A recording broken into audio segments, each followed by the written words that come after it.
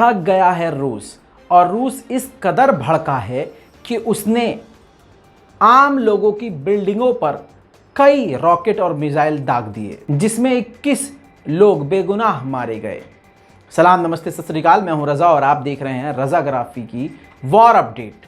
बड़े ही अफसोस के साथ आपको बता दूं कि यूक्रेन के ऊपर कयामत बनकर अब रूस बरसना शुरू हो चुका है। जी हां, और आपको ये बता दूं कि ये सब इसलिए हुआ क्योंकि यूक्रेन ने बड़े बड़े हमले अब रूस पर किए हैं। सारी दुनिया यूक्रेन के साथ खड़ी हो गई है, अब जिसका गुस्सा सिर्फ यूक्रेन पर रशिया निकाल रहा है। रशिया ने ओडेसा के जगह पर एरिया में एक बिल्डिंग पर मिसाइल मारी। उस मिसाइल के बाद लाइव वीडियो, ये देखिए, लाइव वीडियो के दौरान वहां के लोग रिकॉर्ड करते हुए आए कि हमारी बिल्डिंग पर रॉकेट रूस ने दागा है। हम आम लोग हैं, हम सैनिक नहीं हैं और यहाँ पर हथियार नहीं हैं। अब ये रिकॉर्डिंग कर ही रहे थे कि एक और मिसाइल वहाँ पर आती है और उसके बाद जो रिकॉर्ड कर रहे थे वो इस दुनिया को छोड़ के चले जाते हैं, जिस्म के टुकड़े हो जाते हैं। वो वीडियो है मेरे पास, लेकिन आपको दिखा नहीं सकता। हालात काफ़ी गंभीर हैं और ओडेसा का वो पूरा बिल्डिंग मैं आपको दिखाना चाहता हूँ। अब उससे आप समझ लीजिएगा कि हाल क्या हुआ होगा। देखिए,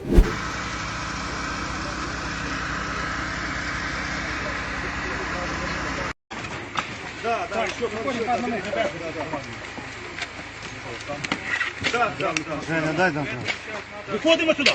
Граждан.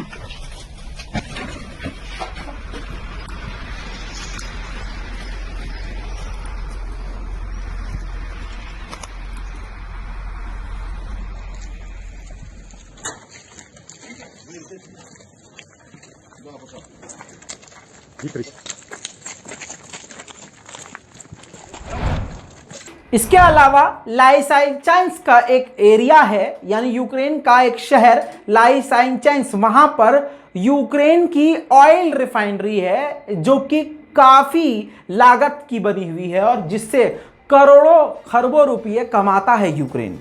उस पर यूक्रेन के उस ऑयल रिफाइनरी पर, बल्कि पूरे उस इलाके पर रूस ने कब्जा कर लिया है। आधिकारिक तौर पर रूस ने इसका ऐलान कर दिया है। वहीं पर आपको दोबारा से कंफर्म करना चाहता हूं, क्योंकि बड़ी खबर यह आ रही है कि सीरिया से चिढ़कर यूक्रेन ने जो करंटली जितने भी बिजनेस चल रहे थे, जो ट्रेड चल रहा था, उसको रोक दिया है। सारे रिश्तों को यहीं पर ख़त्म कर दिया है, अपने सारे कार्यालयों को बंद कर दिया है, क्योंकि रूस का खुलकर सपोर्ट सीरिया ने कर दिया है। आपको शुरू में यह पता चल चुका है कि रशिया कितने खतरनाक हमले कर रहा है। आपको बता दूं, 220 mm के खतरनाक रॉकेट लगातार मल्टीपल रॉकेट दाग रहा है और इसका पूरा आधिकारिक वीडियो जारी किया है रशिया ने। देखिए,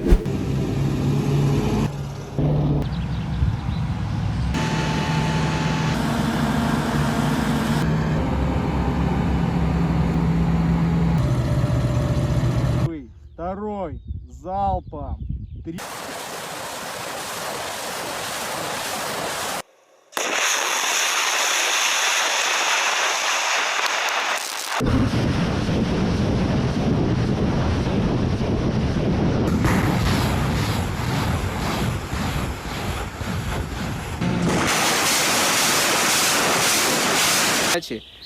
Расчету боевой машины 9П-140 необходимо для выполнения до 5 минут для подготовки к нанесению одиночного или группового ракетного удара. После выполнения боевой задачи расчетом боевой машины у противника не остается ни одного шанса для सохранения।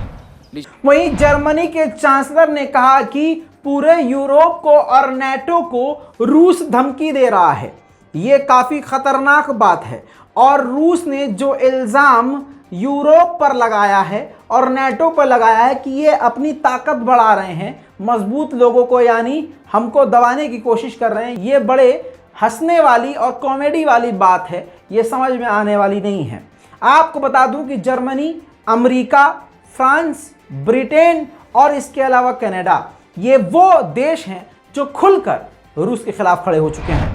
अब दोस्तों, यूक्रेन को सबसे बड़ी राहत अब जाकर मिल गई है, क्योंकि बाइडेन ने ऐलान कर दिया है कि हम यूक्रेन की मदद आखिरी दम तक करेंगे। यूक्रेन को हम हथियार देंगे, पैसा देंगे, सपोर्ट देंगे, मिलिट्री एड देते रहेंगे, यूक्रेन को जो भी चाहिए हम देते रहेंगे।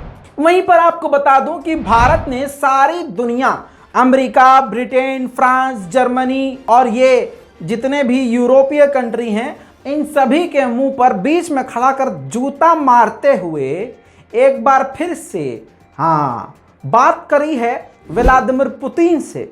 व्लादिमीर पुतिन से खुद प्रधानमंत्री मोदी ने बात करते हुए कई मुद्दों पर बात की है। शॉर्ट में बता दूं कि भारत ने, सोचिए, जहां पर पूरी दुनिया के ऊपर प्रेशर है कि आप रूस का बाइकॉट करो, वहीं पर सिर्फ एक भारत है जो रूस का बाइकॉट करने के बजाय अब ट्रेड की बात कर रहा है, बिजनेस की बात कर रहा है, खाद्य पदार्थ लेने और भेजने की बात कर रहा है।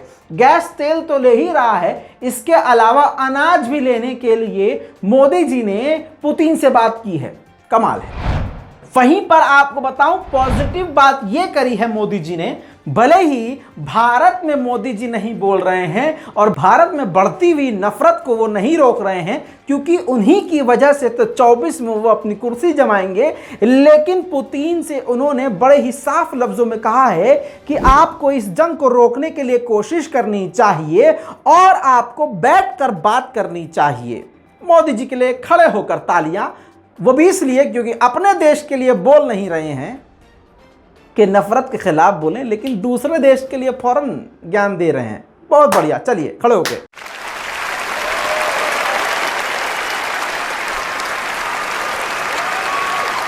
वहीं इंडोनेशिया के प्रेसिडेंट ने यूक्रेन का दौरा किया था। यूक्रेन का दौरा करने के बाद वो रूस भी पहुंचे थे और उसके बाद उन्होंने स्क्रीन पर देखिए बयान दिया है। बयान देते हुए कहा है कि दोनों देशों की स्थिति काफी खराब है और यह युद्ध काफी खतरनाक मोड़ पर जा चुका है। करोड़ों खरबों का नुकसान हो रहा है, पूरी दुनिया इस वजह से परेशान है, बल्कि अब होना यह चाहिए कि बैठकर दोनों देशों को मिलकर बात खत्म कर देनी चाहिए। उधर अमेरिका ने मलाई लगाते हुए पुचकार लगाई है किसको?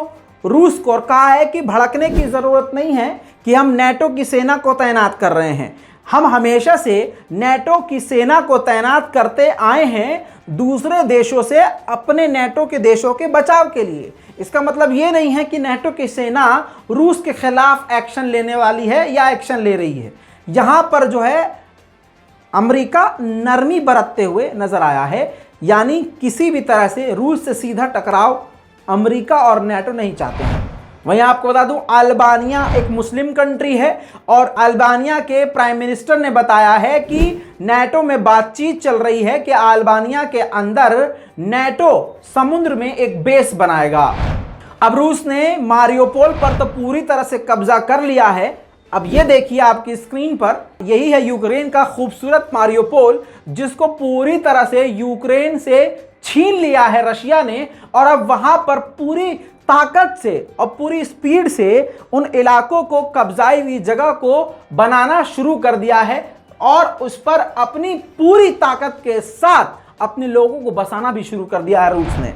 अजी भाई साहब, इतना ही नहीं, मारियोपोल छोड़ दीजिए, खैरसन के इलाके में रूस ने अपने देश का सबसे बड़ा बैंक का सबसे बड़ी ब्रांच खोल डाली है। तस्वीरें देख लीजिए और वहां पर लोगों की लाइन भी देखी जा रही है। रूस अपने लोगों को वहां बसा भी रहा है और यूक्रेन के नागरिकों को रूस की नागरिकता भी देने को तैयार है। वहीं यूक्रेन ने तुर्की से रिक्वेस्ट की है कि हमारा एक कार्गो शिप जहाज है जो कि उसमें अनाज ही अनाज है, पूरा अनाज से लदा हुआ है, जिसको रूस अपना झंडा लगाकर अपने मुल्क ले जा रहा है। तो रिक्वेस्ट यह है कि उस जहाज जिसका नाम ज़िबेकज़ोली है, उसको अगर आप सागर में देखें और आपकी नजर उस पर पड़े तो उसको सीज कर लें। वहीं पर पोलैंड भी रूस को भड़काने में कोई कसर नहीं छोड़ रहा है, उंगली लगातार कर रहा है। इस तस्वीर को देखिए, यूक्रेन के अंदर यूक्रेन के द्वारा रूस के जो टैंकों को तबाह किया है यूक्रेन ने, उस रशियन तबाह टैंकों को पोलैंड अपने मुल्क में बीच चौराहे पर खड़ा करके पूरी दुनिया को दिखा रहा है और इससे एक सीधा सीधा पंगा रूस से ले रहा है। इसी के साथ आपको बता दूं, यूरोपीय यूनियन में शामिल हो गया है यूक्रेन। स्क्रीन पर देखिए, यूक्रेन की पार्लियामेंट में यूरोपीय यूनियन का झंडा लगा दिया गया है और पीछे स्क्रीन पर देखिए यूरोपीय यूनियन की सेक्रेटरी ऑनलाइन इस पूरे कार्यक्रम में जुड़ी हुई थी। यूरोपीय यूनियन में शामिल होने के बाद यूक्रेन काफी ज्यादा मजबूत हो जाएगा। वहीं आपको बता दूं, ज़ैपोरिज़िया के इलाके में यूक्रेन ने रशिया के ठिकानों को निशाना बनाया।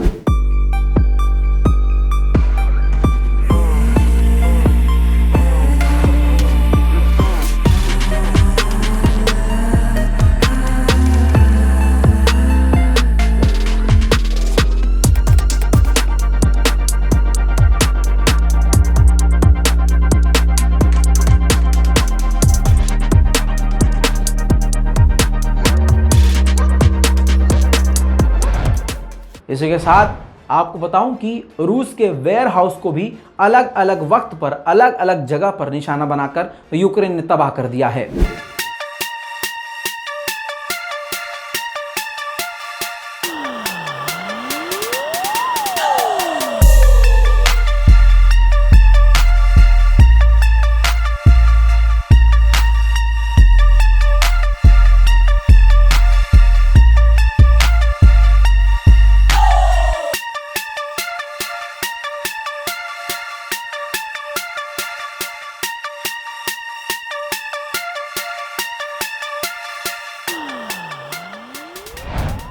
वहीं आपको अब थोड़ा सा मिडिल ईस्ट की भी जानकारी इसमें दे देता हूं। अमेरिका ने कह दिया है तुर्की के बारे में कि तुर्की को फाइटर जेट देने के लिए बातचीत चल रही है और काम भी चल रहा है। अगली खबर दोस्तों, रजब तैयब एर्दोगान के सामने समझ लीजिए सबसे बड़ा दुश्मन ग्रीस, हाँ वो तोहफा कबूल करने वाला सीन नहीं है, वो उसने कर दिया है।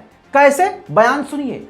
दुनिया से ग्रीस ने कहा है कि तुर्की की जो टेंशन है टेररिज्म की वो बिल्कुल सही है। रजब तैयब एर्दोगान बिल्कुल सही कह रहे हैं। तुर्की ने बहुत कुछ सहा है, आतंकी हमले से लेकर खतरनाक मिलिट्री coup तक सहा है। इसी वजह से जो तुर्की और रजब तैयब एर्दोगान की सरकार की जो टेंशन थी वो जायज़ है। ये खबर पढ़ने के बाद मैं भी चेक कर रहा था गूगल पे कि आज सूरज कहाँ से निकला है।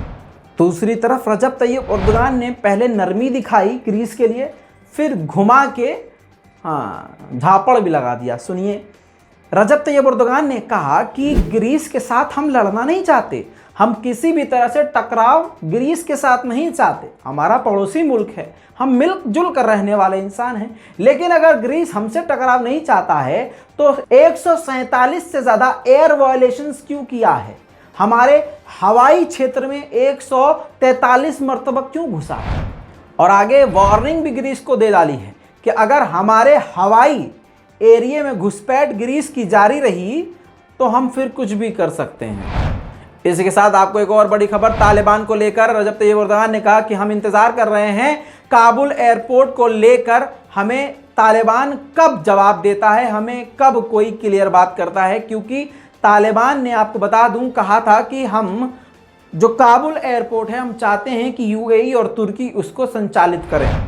वहीं पर आपको बताऊं, तुर्की के रजब तैयब एर्दोगान ने एक बार फिर से दुनिया को कहा है कि हम पूरी दुनिया में अपनी मिलिट्री को पूरी दुनिया की सबसे पावरफुल मिलिट्री में से एक मिलिट्री बनाएंगे, जिसका काम लगातार जारी है।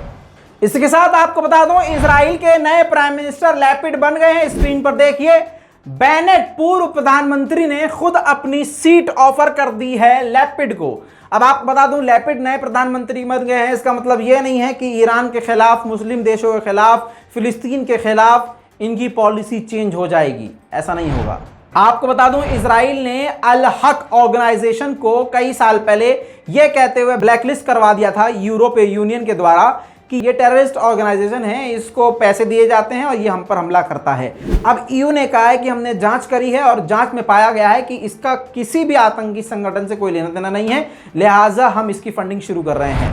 दोस्तों, इसी के साथ ईरान ने काफी बड़ा हमला इजराइल के सिस्टम पर कर दिया। इजराइल पर बड़ा हमला ये माना जा रहा है। इजराइल के 3 लाख यात्रियों की जानकारी हैक कर ली है कि कौन कब कहां जाने वाला है, किसका कब कहां जाने का प्लान है। ट्रैवल एजेंसी की वेबसाइट और ट्रैवल वेबसाइट की सारे डेटा को हैक करके ये ईरान ने जानकारी हासिल कर ली है कि आने वाले समय में 3 लाख जो ये यहूदी हैं, ये कौन कब कहां जाने वाले हैं, जिससे अब उनकी जान को खतरा है और इजराइल इस वक्त काफी बड़ी मुसीबत में घिरा हुआ दिख रहा है। दोस्तों, इसी के साथ एक सबसे बड़ी खबर, यूएस प्रेस्बिटेरियन चर्च, अमेरिका का वो चर्च जिसके साथ 1.7 मिलियन लोग जुड़े हुए हैं और ये चर्च अमेरिका के हर कोने में है, हर हिस्से में है। इस चर्च की संस्था ने, यूनिटी ने, कम्युनिटी ने साफ साफ कह दिया है कि इजराइल कब्जे वाला देश है, दूसरे देश पर कब्जा करके अपने आप को मुल्क इसने बनाया है और नकबा डे को इन्होंने वेरीफाई कर दिया है, अप्रूव कर दिया है। नकबा डे वो डे यानी वो दिन जिस दिन फिलिस्तीनियों को उनके इलाके से लाखों की तादाद में खदेड़ कर उनकी जगह पर इजराइल ने कब्जा किया था। इजराइल के लिए सबसे बड़ा झटका है ये। इसके साथ यूएई और इंडोनेशिया ने फ्री ट्रेड की डील कर ली है। दोनों देश एक दूसरे के साथ अब फ्री में व्यापार करेंगे, यानी फ्री मतलब फ्री में सामान नहीं देंगे, कोई टैक्स अब नहीं लगेगा। दोस्तों, इस पूरी रिपोर्ट पर आपकी क्या राय है? अपनी राय कमेंट में लिखिए। आज वॉर अपडेट के साथ आपको एक ही रिपोर्ट में मिडिल ईस्ट की भी रिपोर्ट मिल चुकी है। पूरी रिपोर्ट पर अपनी राय जरूर लिखिएगा, दुआओं में मुझे याद जरूर रखिएगा। मैं हूं रजा और आप देख रहे हैं रजा गराफी। जय हिंद।